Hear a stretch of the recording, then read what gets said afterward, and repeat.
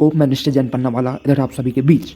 इधर पर आज हम जिस टॉपिक में बात करने वाले हैं वो है बैलेंस ऑफ पेमेंट। ये टॉपिक इंटरनेशनल फाइनेंस हो, इकोनॉमिक्स हो और बहुत से टॉपिक्स हों, बहुत से सब्जेक्ट बहुत ज़्यादा कॉमन है। मैं कोशिश अपने लेवल का बेस्ट समझाने की करता हूँ। चलिए इसी के साथ चालू करते हैं।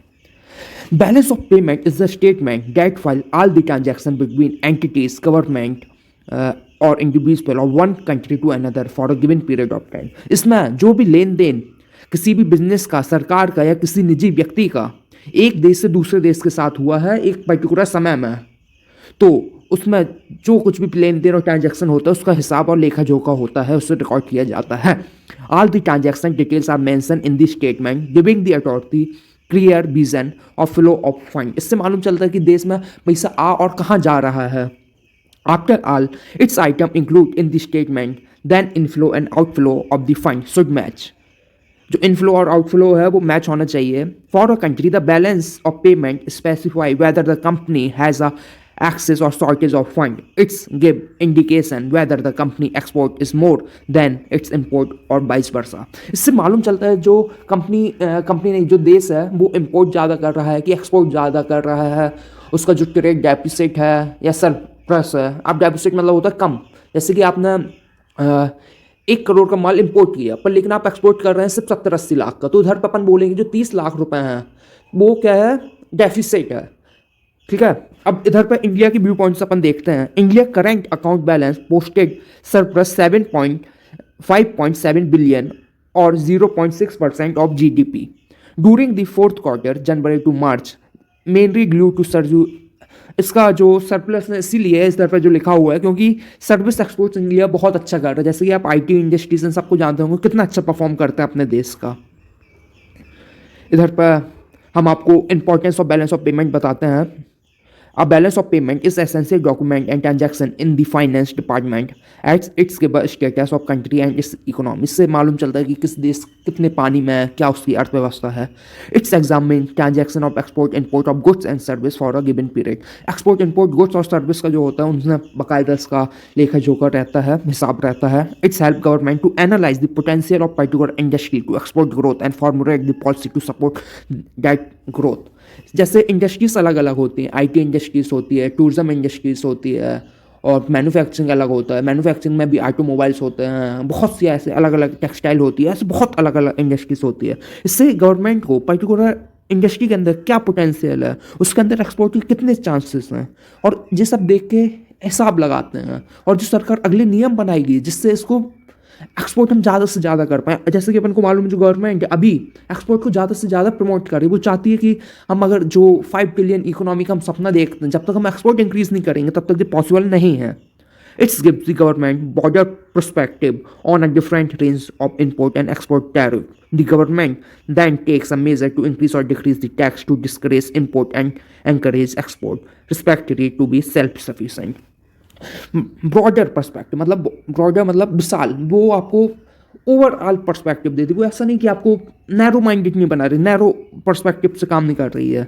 उसमें जो इंपोर्ट एक्सपोर्ट टैरिफ्स होते हैं, टैरिफ्स उम्मीद करता हूँ आप लोग जानते होंगे।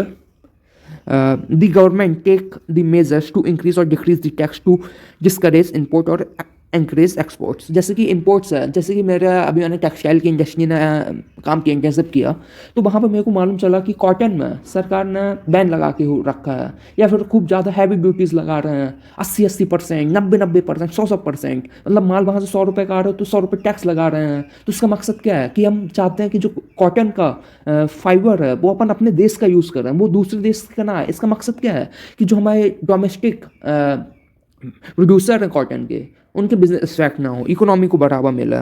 और एक्सपोर्ट्स में सरकार क्या करती है, कहती है कि आप एक्सपोर्ट करिए तो हम आपको बेनिफिट्स देंगे, आपको फ्री में मतलब कम ब्याज में लोन दे देंगे, तो इन सब में भी काम आता है।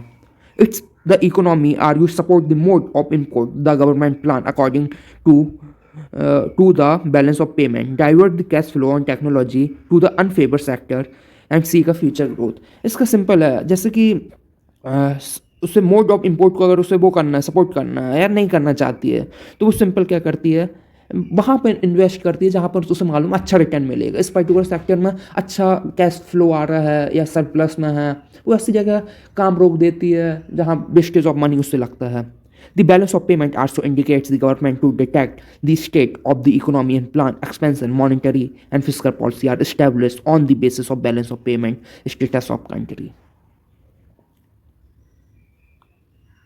तो इसका वो इकोनॉमी को कैसे एक्सपैंड कर रहा है, इन सब अपना प्लान बनाती है। मॉनिटरी और fiscal policy are establish on the basis of balance of payment. Monetary policy RBI बनाती है और जो फिस्कल पॉलिसीज रहती हैं वो भारत सरकार बनाती है।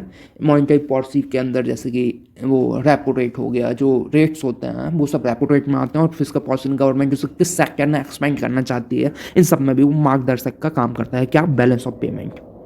Importance types of balance of payment mainly दो टाइप के होते हैं, और एक और होता है 3 टाइप्स के होते हैं। एक होता है करंट अकाउंट, एक होता है कैपिटल अकाउंट।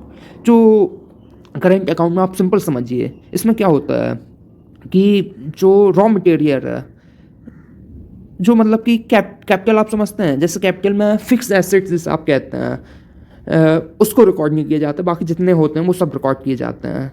जैसे कि टूरिज्म हो गया, इंजीनियरिंग हो गया, स्टॉक्स हो गए, बिजनेस सर्विसेज हो गए, ट्रांसपोर्टेशन हो गया, royalties from licence and copyrights, ये सब करंट अकाउंट में आते हैं। पर लेकिन कैपिटल अकाउंट जैसे कि आपने कोई एसेट लिया, लाइक अ लैंड प्रॉपर्टीज, ये सब आता है कैपिटल अकाउंट में। इसमें 2 टाइप के होते हैं, जो मेरे को लगता है आप एक बार रीड करेंगे, बहुत अच्छे से लिखा हुआ समझ जाएंगे। और फाइनेंस अकाउंट में बता देता हूँ, the fund that flow to and from the other country through investment like real estate, foreign direct investment, business enterprise is record in this account.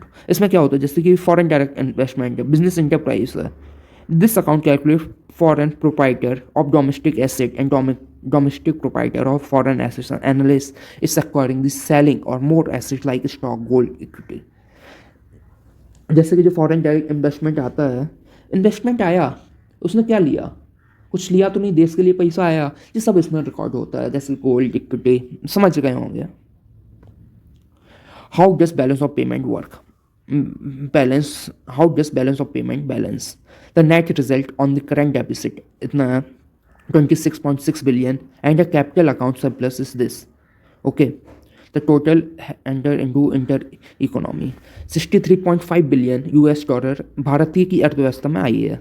The balance of payment RBI take out the dollar and keep it with itself, so with a sign, negative sign before it, and adds assets in the foreign currency reserve. The increase in the forex also lead increase in the money supply in the Indian economy.